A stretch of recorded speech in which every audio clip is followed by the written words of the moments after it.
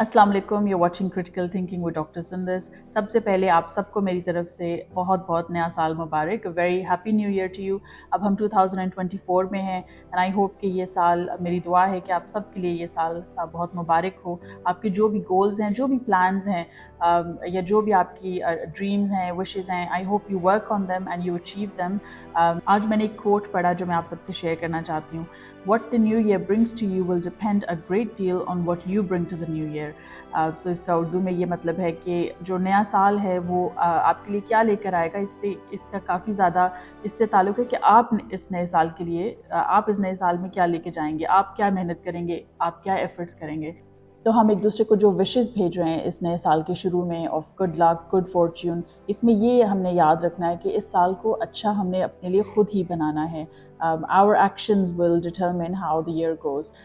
तो बस ये एक मोटिवेशनल मैसेज मैंने आपसे शेयर करना था at the beginning of the vlog. लेकिन now let's move on to the politics of Pakistan. मैंने अपना यूट्यूब चैनल भी 2023 में ही स्टार्ट किया था, अप्रैल में।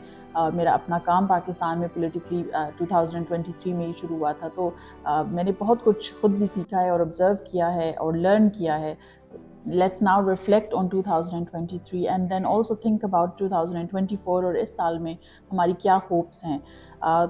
सबसे पहले तो पिछला साल कैसा रहा पाकिस्तान के लिए, पॉलिटिकली, इकोनॉमिकली, सोशली।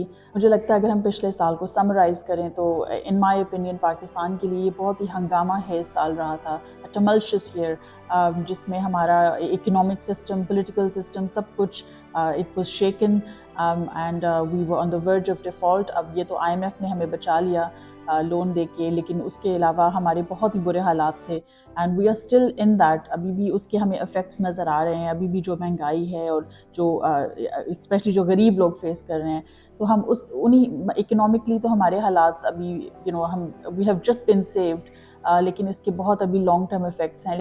2023 के शुरू में जब PTI ने प्रोविंशियल असेंबलीज़ को डिसॉल्व किया तो उसके बाद एक मुझे लगता है कि एक अवाम में एक मूवमेंट सी स्टार्ट हो गई, स्पेशली जो PTI के सपोर्टर्स थे, दे वर सो चार्ज्ड। और जो ज़मान पार्क में जो एक माहौल था, एटमॉस्फेयर था, उसकी वजह से दूसरी जो सारी सियासी पार्टीज़ थी उनको काफ़ी आई वुड से वो थ्रेटन भी हुई। और एक ऐसे ही लग रहा था कि PTI is really at its peak और अपनी एक अरूज पे हैं। और I think everything was going really well for PTI until May 9th happened. लेकिन अब ये ओवरनाइट नहीं हुआ। ये काफ़ी अरसे से एक जो आई वुड से कि PTI का एक नैरेटिव था, कहीं ना कहीं वो निकल कर आया इस अनफॉर्चुनेट सेट ऑफ इवेंट्स में। May 9th की वजह से तो PTI की फेट बदल गई और ऐसे ऐसे लोगों ने PTI को छोड़ दिया जो 15-15 साल से PTI के साथ थे। PTI के तो हालात बदले ही और उन्होंने बहुत सफ़र किया, लेकिन पाकिस्तान ने क्या फेस किया एज अ कंट्री। सबसे पहले तो जो हमारे इलेक्शंस होने थे मई में, वो नहीं हुए। We violated the constitution multiple times और मुझे बहुत अफसोस है इस बात का कि as a country we became a laughing stock for the rest of the world. सारी दुनिया ने हमें देखा और इंटरनेशनल कम्युनिटी ने, किसी ने कुछ भी नहीं किया। जो हमारी एक तो वायलेशंस हो रही थी, ह्यूमन राइट्स वायलेशंस, वो सब देख रहे थे। लेकिन जो इतनी ज़्यादा ह्यूमन राइट्स ऑर्गेनाइजेशंस हैं on an international level, nobody helped, nobody intervened. और मैं अपने पूरे साल अपने वीलॉग्स में ये बात मैं करती रही हूँ कि लेट्स सी कि कौन क्या करता है, पाकिस्तान की कौन हेल्प करेगा, कौन इंटरवीन करेगा। किसी ने कुछ भी नहीं किया।